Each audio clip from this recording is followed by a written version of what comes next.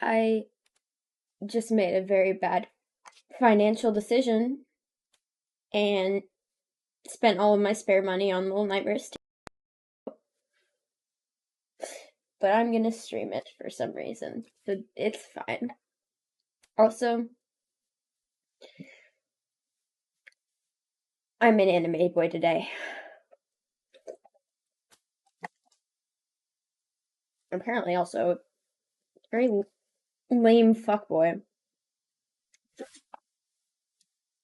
I could stop having hiccups, that would be great. I haven't had the worst time too. I don't have water in my room because reasons. I don't like water. Water's bad. Water's gross.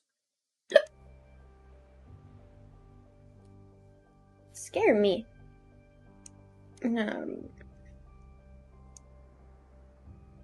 Yeah, I read that.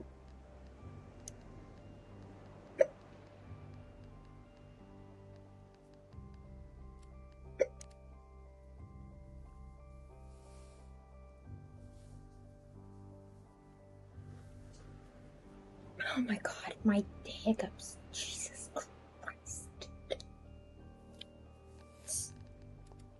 Yeah, man.